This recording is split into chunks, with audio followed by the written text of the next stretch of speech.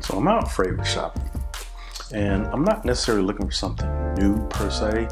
I'm looking for a fragrance to add to my collection. I'm kind of looking for a store off the beaten path that may have some art-defined fragrances, maybe some discontinued fragrances in their stock.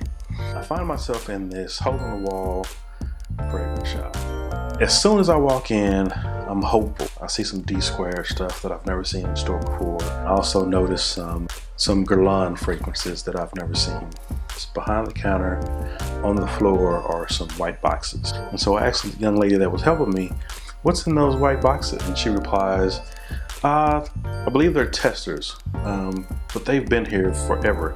You don't want those.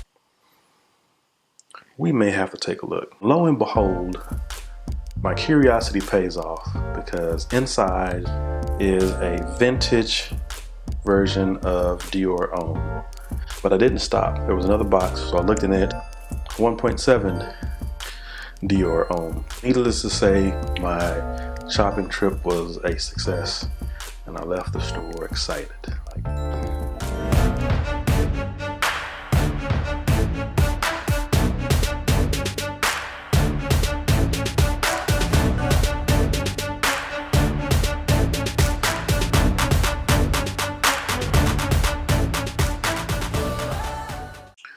Welcome back, YouTube. This is Tony, back with episode 2 on the Pulse Points channel. Thank you guys for tuning in.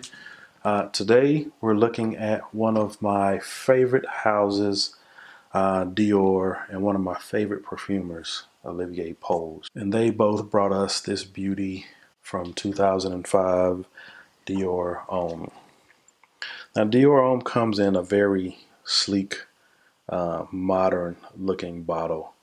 This is one of the classiest looking bottles, I think, in the game.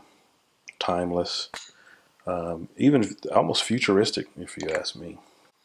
On the inside here, you have the name Dior Homme, and on the stem around the bottom, you have Dior written across the stem.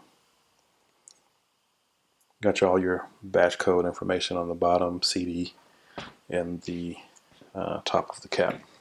It was reformulated in 2011, and that current formulation is what you'll find in stores today. Instead of the silver stem, you'll have a black stem.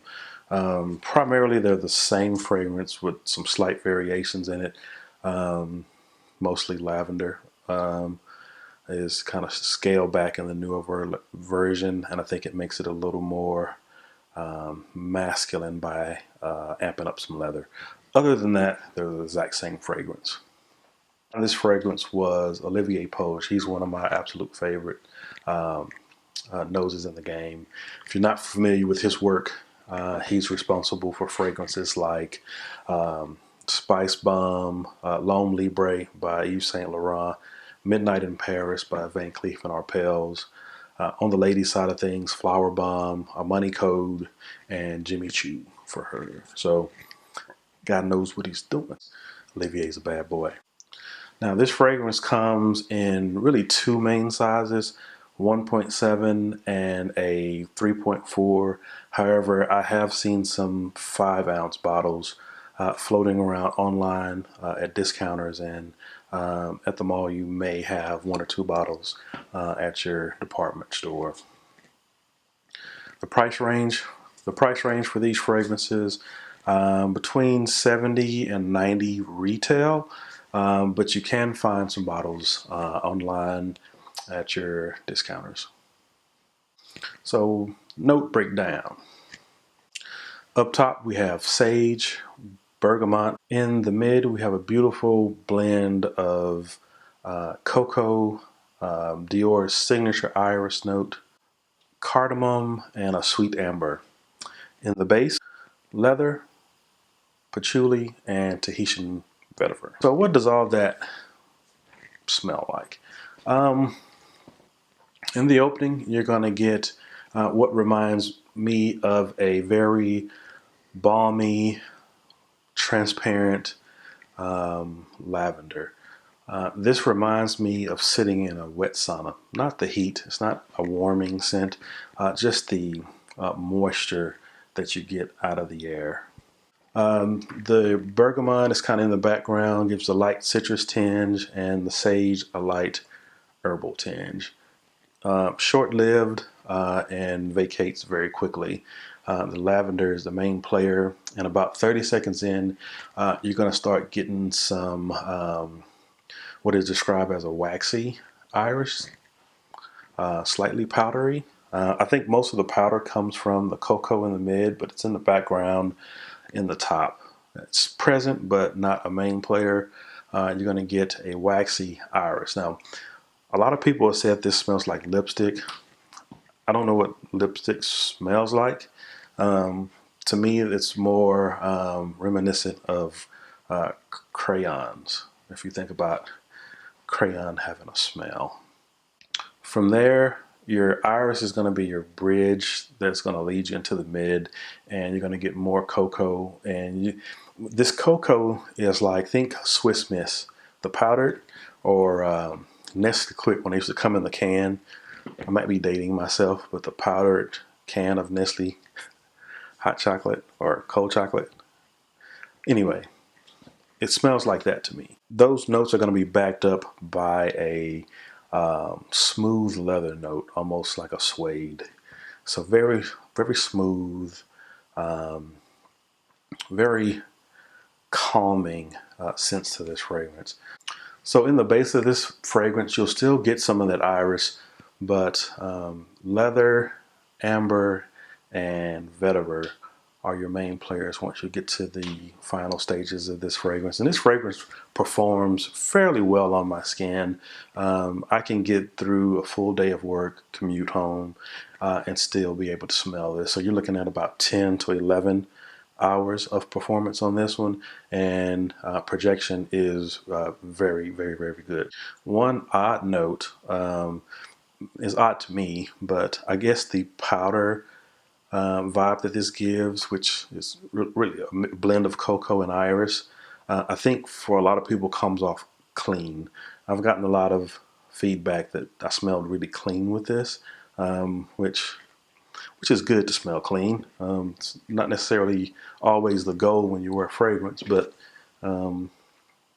positive. Oddly enough, I get it with this one and its flankers. So Dior Homme Eau, Dior Homme Parfum, Dior Homme Intense. Out of all those, one of the consistent thing is you smell very clean. Really weird.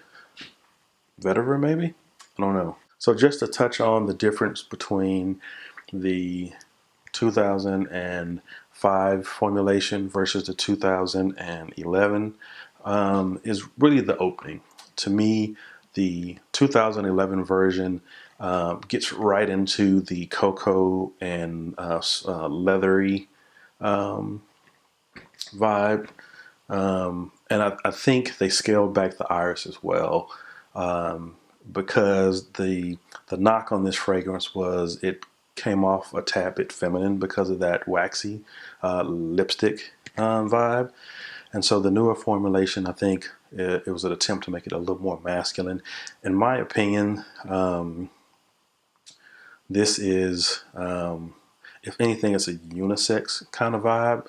I don't see a woman rocking this. You got leather and a vetiver in the base of this that I don't think I want to smell on a woman. So pros with this fragrance. One of the pros, I think it's the smell. Before I talked about, in my first episode, I talked about Aventus signifying success, power, and strength. This one is class and sexy. This is an upscale, dressed up date fragrance to me.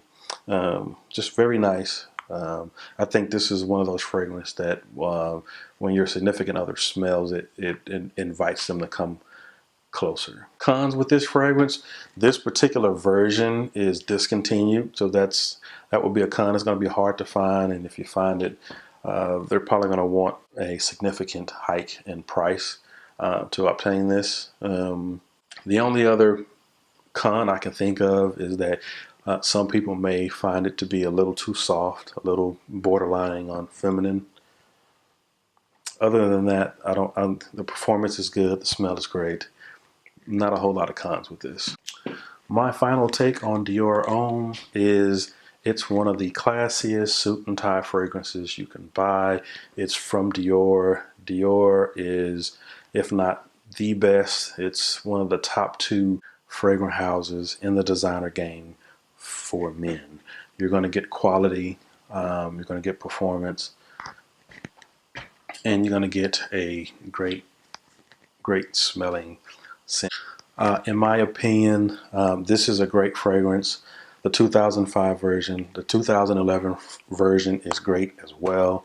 I wouldn't spend an exorbitant amount of money trying to find or purchase the original version unless you're a collector and you just want it in your collection. I think it's worth it. If you're not necessarily a collector and you just want to smell good, the 2011 version will suit you just fine. That's all I got for you guys today. Let me know in the comments if you have the 2005 version and the 2011 version. If you smell the two, let me know what you think about the differences. To me, it's just lavender and on the 2005 and a scaled back iris and an amped up leather on the 2011. Let me know if you think that's accurate. And until episode 3, peace.